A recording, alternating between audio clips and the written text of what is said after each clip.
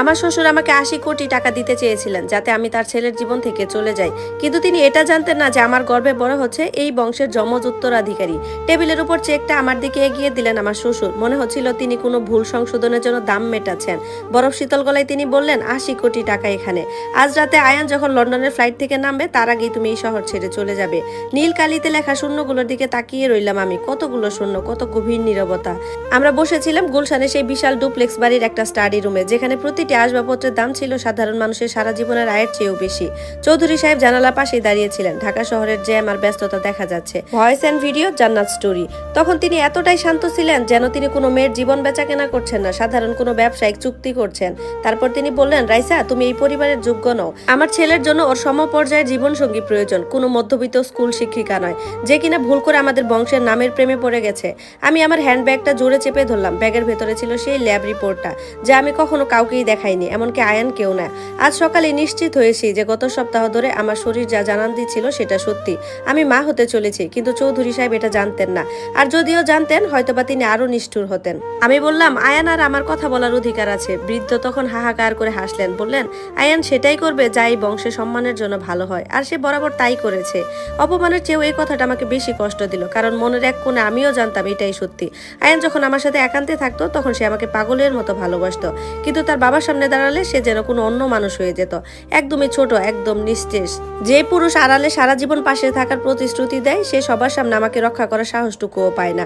টেবিলের উপর ডিভোর্স পেপারটা আগে থেকেই তৈরি ছিল। সেই কাগজ অনুযায়ী সেখানে লেখা ছিল, আমি মেনে নিচ্ছি যে এই বিয়েটা একটা বড় ভুল ছিল। আমি কিছুই দাবি করব না, কোনোদিন ফিরেও আসবো না, এবং চৌধুরী পরিবার থেকে চিরতরে চলে যাব।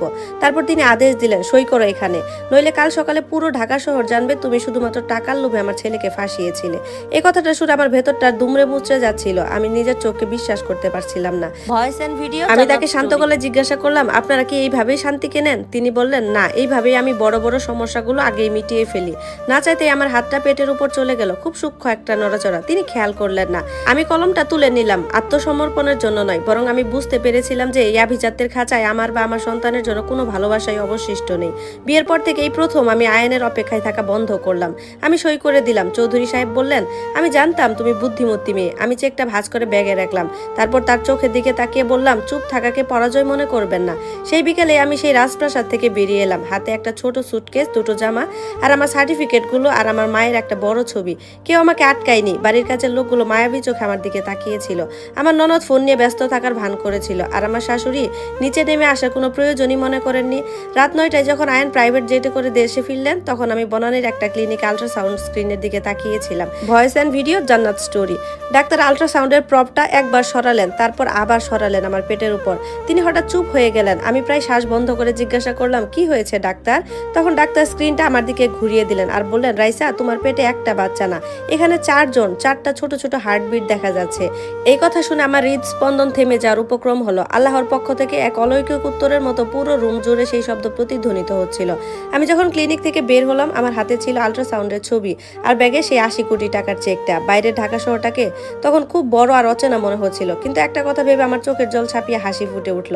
চৌধুরী পরিবার শুধু আমাকেই বের করে দেয়নি, তারা বের করে দিয়েছে তাদের সেই 4 উত্তরাধিকারীকে, যারা একদিন বড় হয়ে এই সদর দরজা দিয়েই ফিরে আসবে। সেই রাতে বনানীর ক্লিনিক থেকে বের হওয়ার সময় আমার হাতে কোনো জাদুর কাঠি ছিল না, ছিল কেবল 4টে প্রাণের স্পন্দন আর অপমানের সেই চেক। আমি জানতাম চৌধুরী বংশের এই টাকা আমার সন্তানদের জন্য দয়া নয়, বরং তাদের পাওনা।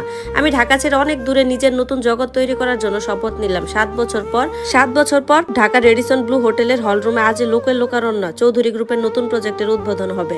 বৃদ্ধ চৌধুরী সাহেব এখন আগের চেয়ে অনেক বেশি দুর্বল, কিন্তু তার অহংকার আজও কমেনি। পাশে দাঁড়িয়ে আছেন আয়ান। এই 7 বছরে সে আরো গম্ভীর হয়েছে। তার চোখে এখন শুধু এক অদ্ভুত শূন্যতাই দেখা যাচ্ছিল।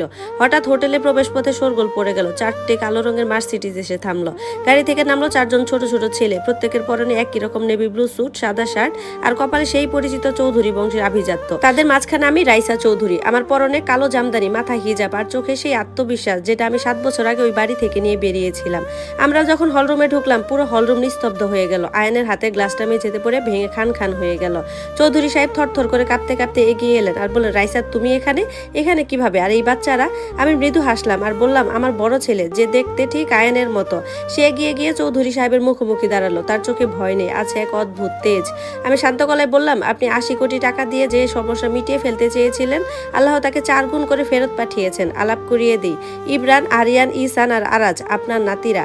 পুরো অনুষ্ঠান স্থলে ক্যামেরাগুলো এখন আমার দিকে। আয়ান কাঁপতে কাঁপতে এগিয়ে এলো আর বলল, রাইসা, এরা আমার সন্তান, তুমি আমাকে বলনি কেন? আমি আয়ানের চোখের দিকে তাকালাম। যেখানে আমি একসময় আশ্রয় খুঁজতাম, আজ সেখানে শুধু ঘৃণাই দেখতে পেলাম। যিনি নিজের স্ত্রীকে জনসম্মুখে রক্ষা করতে পারেন না, তিনি আর 4 জন উত্তরাধিকারীকে রক্ষা করার ক্ষমতাও রাখেন না। আয়ান চৌধুরী সাহেব তখনও বিশ্বাস করতে পারছিলেন না। তিনি চিৎকার করে উঠলেন আর বললেন, এ হতে পারে না, তুমি নিশ্চয়ই কোনো চাল চালছো। আমি ব্যাগ থেকে সেই 7 বছর আগের চেকটা বের করলাম, এখনো ক্যাশ করা হয়নি সেটা। আমি চেকটা ছিঁড়ে তার পায়ের সামনে ফেলে দিলাম আর বললাম, আপনার 80 কোটি টাকা আমার বাচ্চাদের একটু ভালোবাসার চেয়েও কম দামি। এই 7 বছরে আমি